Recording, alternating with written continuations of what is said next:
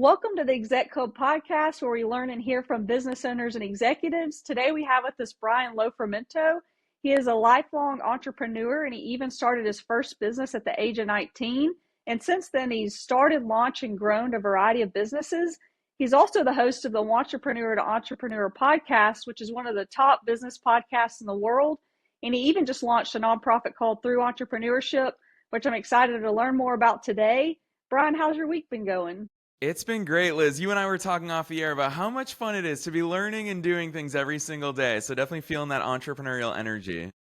That's great. And tell me a little bit about that first business you started at 19 and some of the other businesses you've launched, sold, and grown over the years. I know more about what you're doing currently, but it'd be neat to hear a little bit about your journey. Yeah, for sure. So when I was 19 years old, so this is going back 17 years ago, so any listener Yeah. can do the math. And so it was 2008. I was in college. It was the summer after my freshman year. And Liz, I wasn't being very productive as a college student. I was playing video games. I was playing sports. I wasn't going to class all that much. And so I decided I'd go to a business school. Why don't I actually just start a business, see what that looks like? So I started a soccer blog. And for me, it was for fun. I didn't know it would turn into a business. I just wanted to learn new things and practice my tech skills. And by junior year of college, we had 3.5 million people coming to the website every single month. Wow. I had 20 writers working for me. I was negotiating ad deals with huge multinational corporations. So a tiny little soccer blog from my dorm room turned into a full-fledged soccer media company. And then from there, one thing led to another. I started a marketing agency to help other companies do those types of digital marketing activities, published my book about all these things I've picked up along the way in 2015. And then a year later, started the Wantrepreneur to Entrepreneur podcast, which Liz, you've been a guest on, and I'm so Yeah. grateful for amazing guests like you.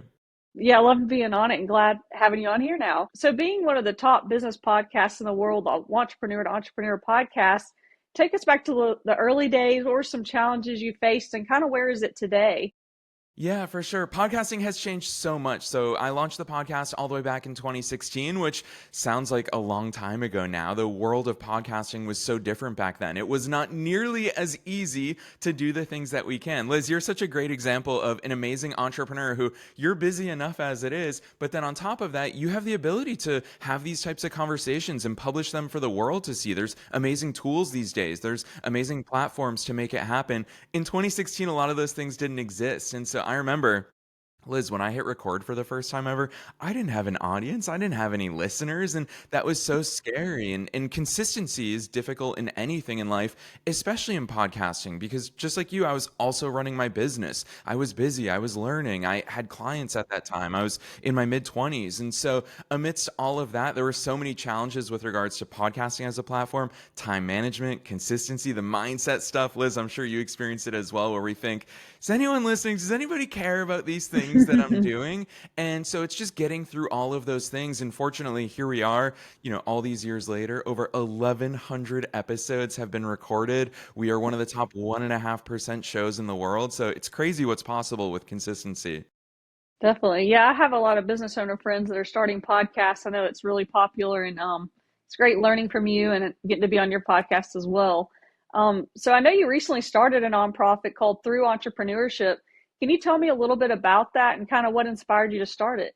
Yeah, for sure. Well, my life has definitely changed through entrepreneurship. And I believe that society changes in a positive way through entrepreneurship. A lot of people, we all want similar things. We want innovation. We want growth. We want opportunities. We want personal development. We want to learn new skills. We want all of these things. And I think that in today's world, a lot of people don't know where to look for that. They look towards the government, or they look towards their employer, or they look towards their local communities, and they don't find all of those things that we're looking for.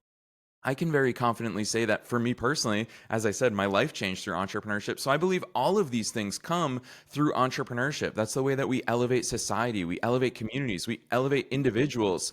And so Through Entrepreneurship is our nonprofit that we launched in Q1 of this year.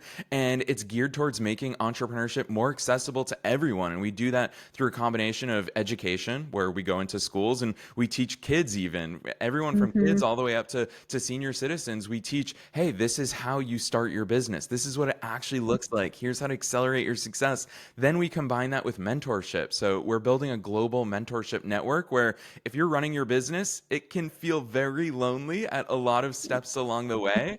And so we want people to have someone to turn to say, hey, you've been here before. Like, what did it look like when you were there? Not to say that it's always going to guarantee your success path, but it's great to have someone there to help guide you. And then the third way is through access to resources, whether it's our in-depth research reports or whether it's actual tangible resources of tools, softwares, programs that we use to grow our own businesses. We want to make those more accessible for everyone. Mm-hmm. I love that. You're really coaching and mentoring people to be able to start businesses. And then it's also providing jobs. So you're really helping the economy and people, which that's really giving back. I love that. Did you have a partner that helped you start this nonprofit, or did you go all in on your own? Tell me a little bit about that. Yeah, Liz, the nonprofit world is fun because technically you can't start a nonprofit on your own is one of the early things that I learned. So as a lifelong entrepreneur, I love moving fast and I love just being able to do things autonomously. In the nonprofit world, for example, if you want to start a nonprofit, you have to have a board of 3 people at a minimum in most states to start that. And so for me, it was a really great push to invite the people who are closest to me, who I trust the most, who I've been working with in all different capacities for more than a decade now, to say, let's do something special. This changed our lives. Entrepreneurship changed all of our lives. Let's do something special and give back to the community. So yeah, there's a great team behind it. We've got an incredible board and we've got a lot of very early supporters who are helping us make this mission come to reality. So definitely takes a tribe, Liz. Definitely. Yeah. I worked in the nonprofit world 10 years before I got in the business world, and I love that industry and being able to give back to others. So, um, on your podcast, did you always make a profit on that, or was it kind of like a hobby at first and then you decided to monetize it? And then also, I know a lot of business owners that have started podcasts. Would you give any advice to them if they're wanting to monetize their podcast? Yeah, it's a great question. I would say most great things that I've started, that most other people have started, have for sure started out of a passion play. Because early on in any endeavor, there's never money on day one. And there's probably not money on day 10, and probably not money on day 50 or day 100. I know my first 6 months as an entrepreneur, I made $200, Liz. And I was I convinced, love it. yeah, I was convinced that You was got to so start much money. somewhere. Yeah. And it really is enough to at least show you that there's something to your idea. So for me, the podcast was the same way. I kind of promised myself, truth be told, Liz, I said, I don't care about results. I'm not going to measure my listener base. I'm not going to measure my revenue. I'm not going to measure anything until I hit 100 episodes. I'm going to hit 100 episodes, whatever That's a good happens. And so goal. that really guided me. And the truth is that when it comes to monetizing a podcast or any content or a blog or any platform, Hmm.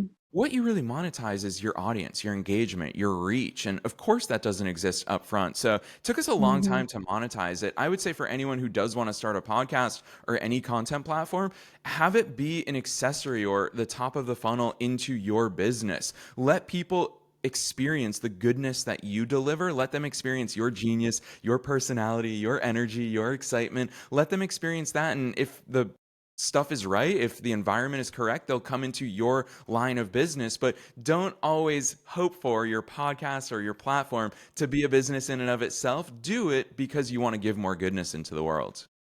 Yeah, that's really good. Yeah, I feel like most businesses do start as a passion or a hobby. Then you're like, wow, you're seeing people are interested. And I love that you said it took a while to get that first little bit of money. And even one of my first customers paid with cash, and I thought it was hilarious and kept it just for fun. But it's grown over time. But tell me, what would be one piece of advice you'd like to give to other business owners? I know you've sold several businesses even, and you have a lot of wisdom. So what would you like to share?